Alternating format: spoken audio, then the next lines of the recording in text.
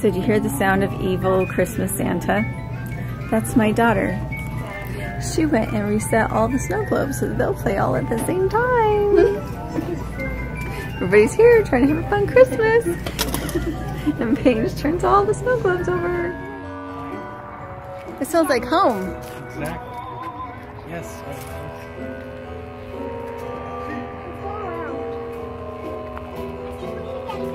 I just feel like I would like a live one instead. I want this. Want that one?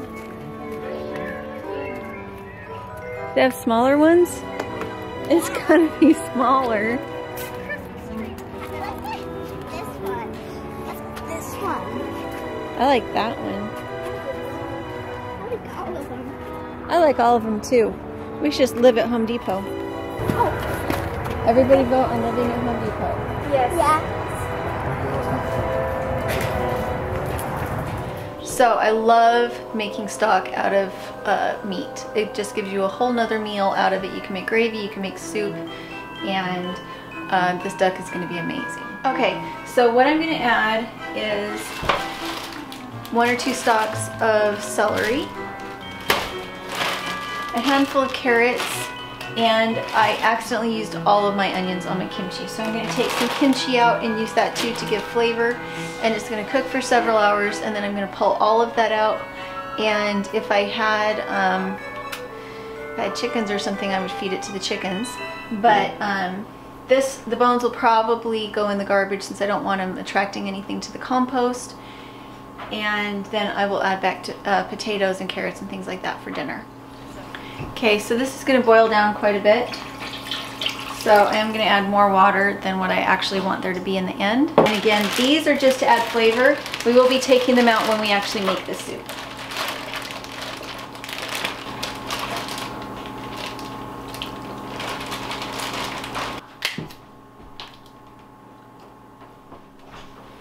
Okay, so that is going to simmer. Try not to catch my sleeve on fire with propane. That's going to simmer for probably about 5 hours. That's what we're kind of looking at right now. So it should be really tasty. So one thing I'm really trying to find is vertical solutions. I have a lot of space underneath this cupboard that if I had the right kind of shelving, I could double stack things. But I also like to have those big glass jars that sit and they can tip, and they have those pull-off lids. I really like those for storing dry goods. So I'm just filling things out. Again, if you watched our last tiny house series, which was about turning a tiny shed into a tiny house, I took months to find the perfect solution, because until you've lived somewhere for a while, you really don't know what the parameters are that you're looking for. You don't know what your parameters are at all. And so little by little we are adding storage solutions, but I'm not going to fix it all at once. There's no point. Why would I go spend a bunch of money on anything until I knew I actually needed it?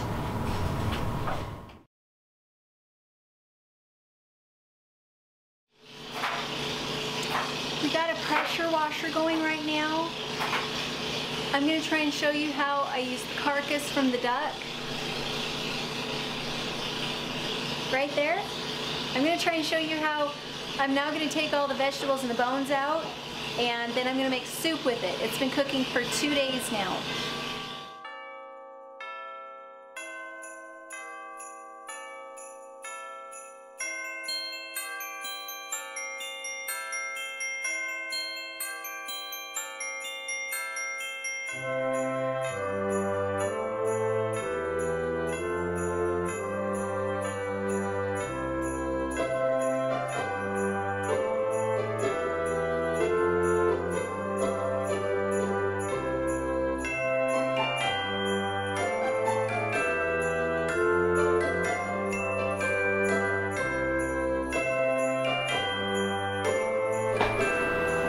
Okay, the soup is done.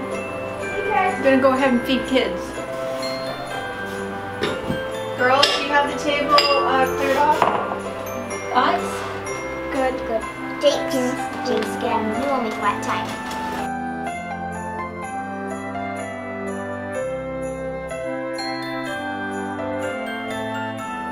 We're having to school them in the ways of the city streets and houses that are close together. And that we need to look for many many different directions to make sure we're not about to get hit by a crazy. We do not poke people with sticks.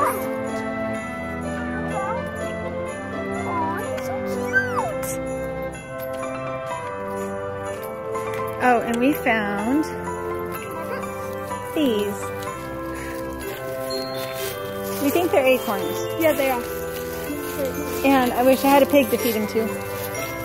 I don't know if you can feed them to rabbits, but I know pigs eat them. Because Danny and Wanda from Deep South Homestead, this is what their pigs lived on. So if you want to see really cool living off the land videos, go see Deep South Homestead.